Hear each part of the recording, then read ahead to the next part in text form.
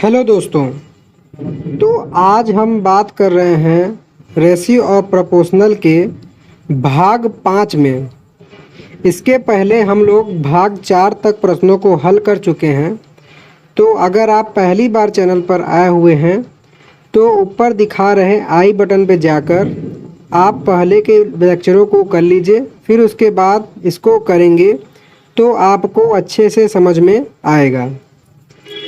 तो जैसा कि क्वेश्चन दिया गया है कि यदि रुपये 1180 रुपये की राशि ए, बी और सी के बीच विभाजित की जानी है, जैसे कि 2 गुना ए की हिस्सेदारी, 5 गुना बी की हिस्सेदारी और 7 गुना सी की हिस्सेदारी के बराबर है, तो ए का हिस्सा है। तो इस क्वेश्चन में कह रहा है कि 1180 रुपये है कुल, और इसे हमें ए, बी और सी के बीच जो है बांटना है। और इसको बांटना इस क्रम में है कि ए का 2 गुना, मतलब कि ये जो ए को राशि मिले वो 2 गुना रहे, बी का 5 गुना रहे और सी का 7 गुना रहे। ये सभी आपस में बराबर रहे।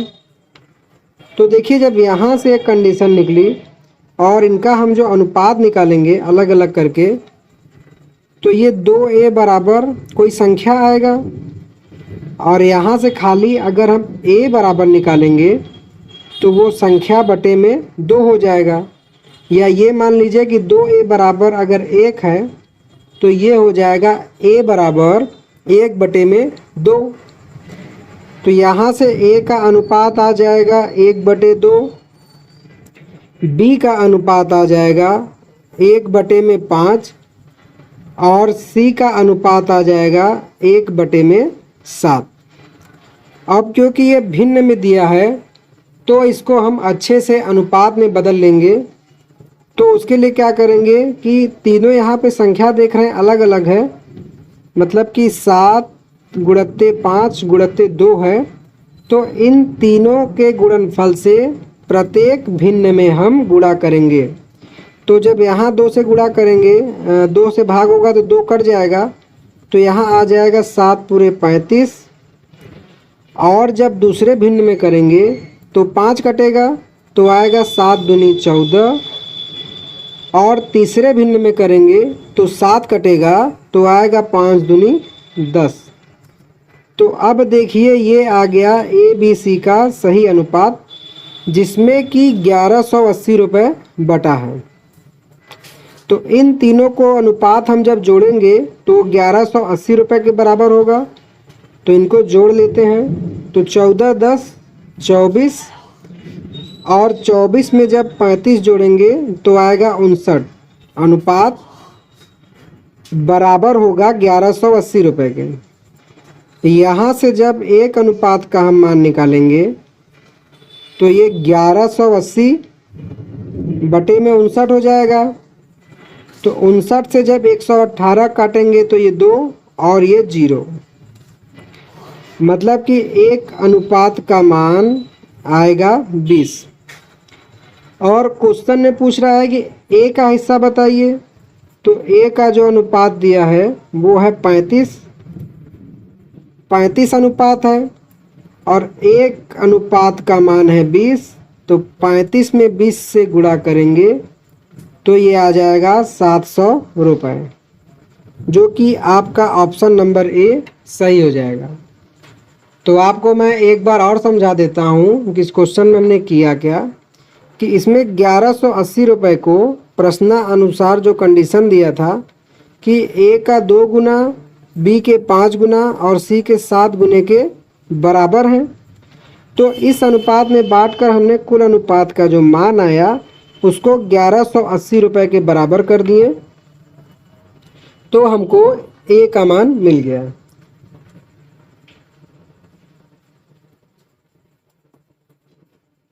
अब आते हैं अगले प्रश्न पे। तो अगला प्रश्न जैसा कि दिया गया है कि 900 रुपये को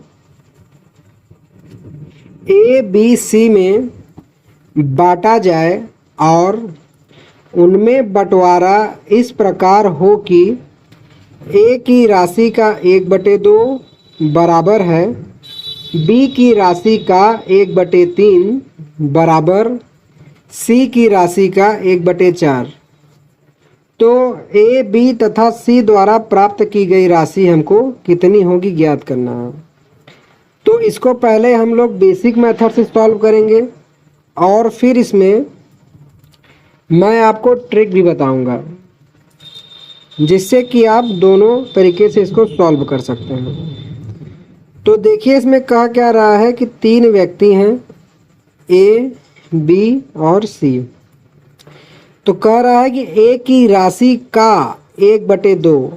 तो मैंने आपको बताया है कि का मतलब होता है गुणा, मतलब कि 1 गुणित 1/2 बराबर है बी की राशि का 1/3, मतलब बी गुणे 1/3 सी की राशि का 1/4, तो सी गुणे 1/4।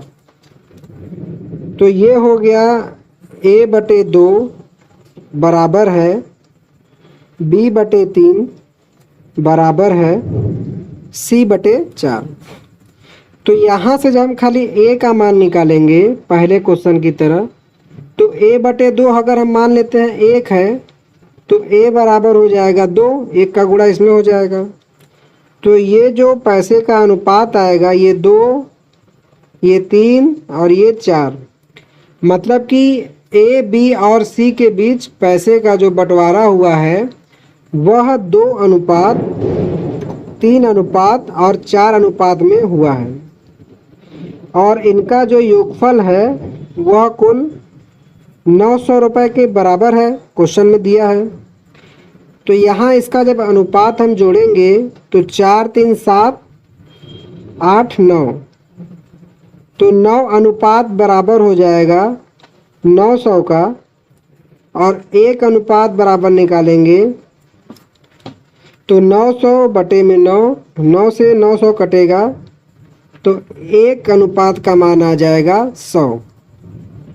अब क्योंकि हमें तीनों का मान निकालना है तो देखिए ए बी और सी का जो अनुपात है वह है 2 3 4।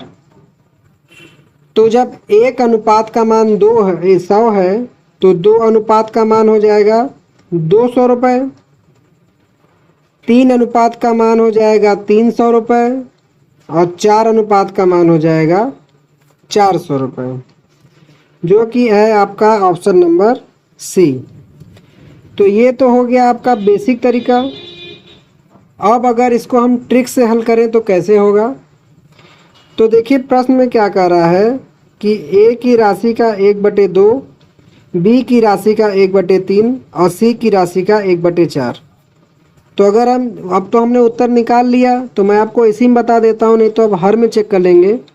सी की राशि का जब 1/4 निकालेंगे तो 400 का 1/4 होगा 100 रुपये, और बी की राशि का 1/3 निकालेंगे तो 300 में 3 से भाग देंगे तो आएगा 100 रुपये, और ए की राशि में जब 2 से भाग देंगे तो आएगा 100 रुपये।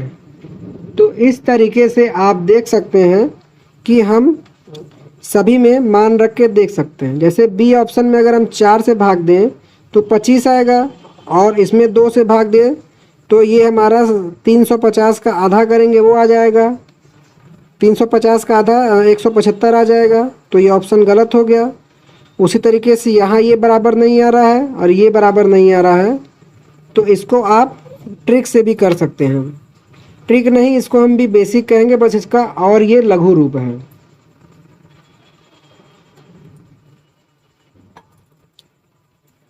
अब आते हैं हम क्वेश्चन नंबर 31 पे।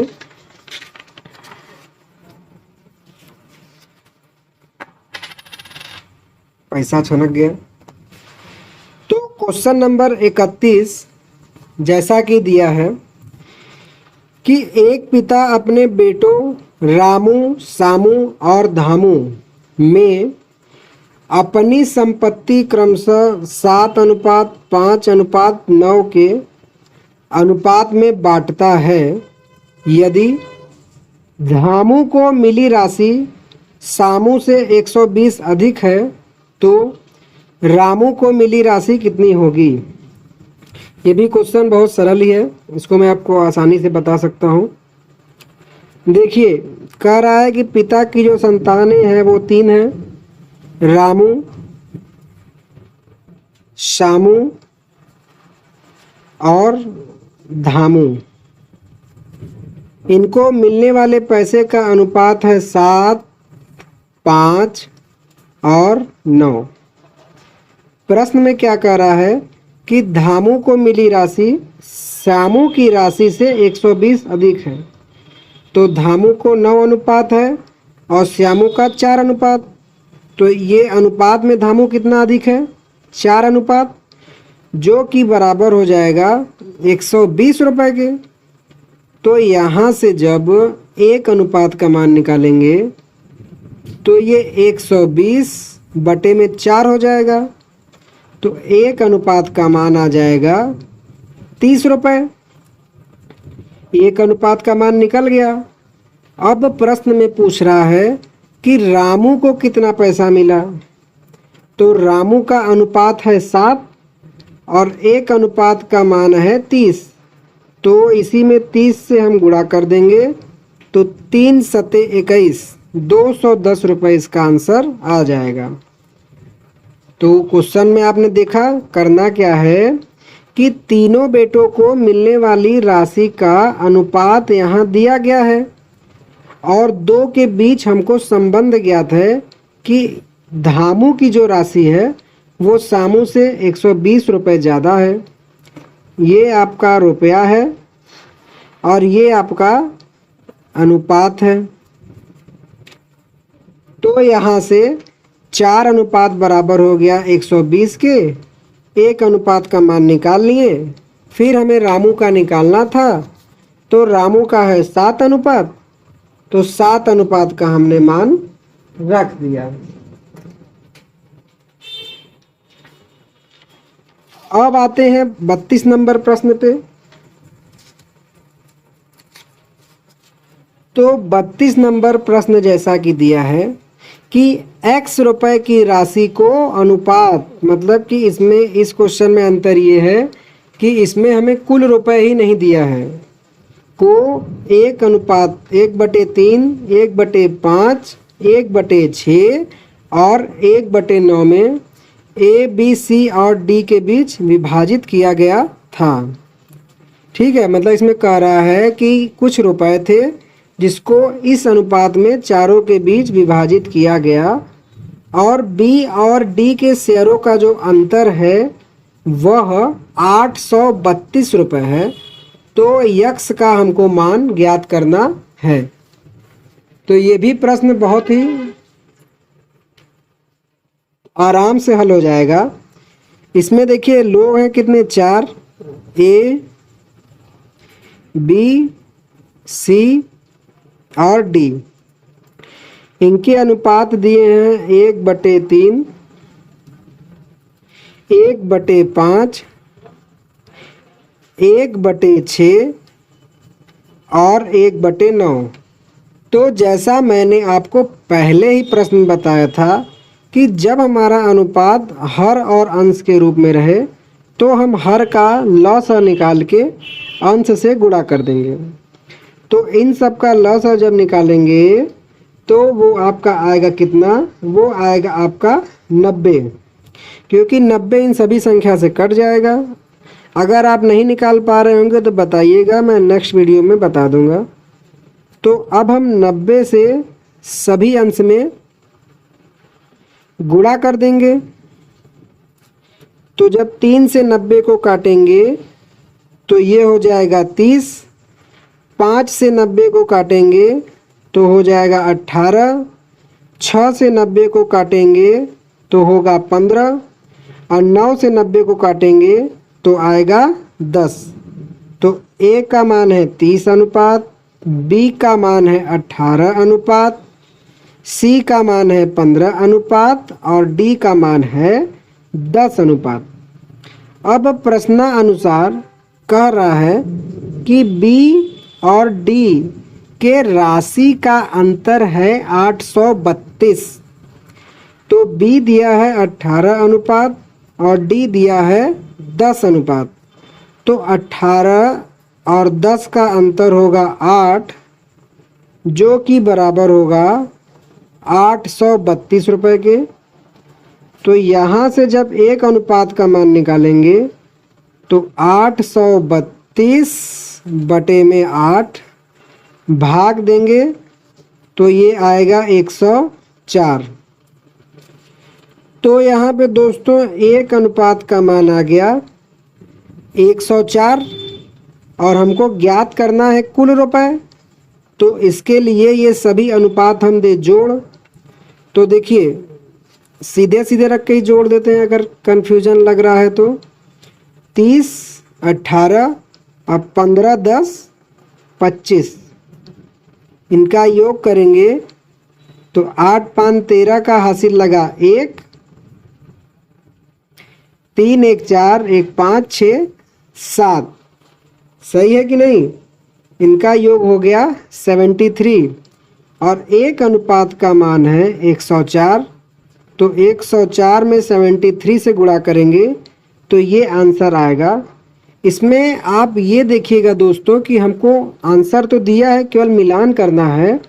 तो जब हम 3 से 4 में गुणा करेंगे तो यहाँ आएगा 2, हासिल लगेगा 1 और इसके नीचे क्रॉस हो जाता है। तो जो आंसर ये आएगा उसके लास्ट में 2 तो रहेगा ही। तो यहाँ 2 नहीं है तो ये नहीं होगा, ये भी नहीं होगा और ये भी नहीं होगा। तो इस तरीके से इसका आंसर हो जाएगा ऑप्शन नंबर ए। ऐसे करके आप अपने गुणे का टाइम बचा सकते हैं कि आखिरी का अंक के नीचे कुछ लिख के जोड़ते तो है नहीं, तो 2 डायरेक्ट ऐसे यहाँ पे रहेगा और ये इसका आंसर हो जाएगा। तो एक बार मैं आपको और समझा देता हूँ कि कह रहा था कि कुछ रुपए को इस अनुपात में दिया गया था जो कि हर और अंश के रूप में था। तो हमने हरों का लस निकाल के अंश से गुणा कर दिया और सही अनुपात में, शुद्ध अनुपात में लाके प्रश्नानुसार एक अनुपात का मान निकाल लिया बी और डी के अंतर से और सभी अनुपातों को जोड़ के कुल रुपए की संख्या को हमने निकाल लिया। तो आशा करता हूं कि आपको ये भी प्रश्न समझ में आया होगा। अब हम आते हैं क्वेश्चन नंबर 33 पे।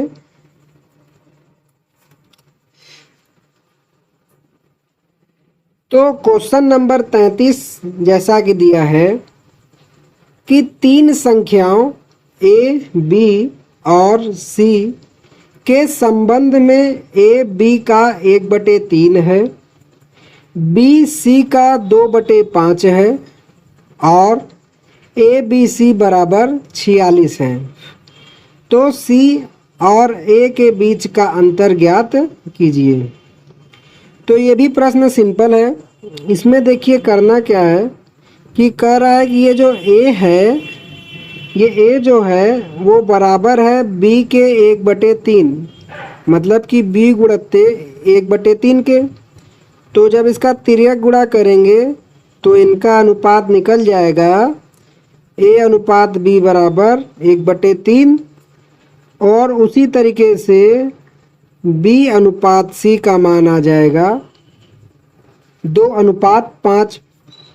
अब प्रश्न में कि क्योंकि इनके मानों को जोड़ा गया है तो हम इनके अनुपातों को एक साथ निकाल के उनको जोड़ेंगे।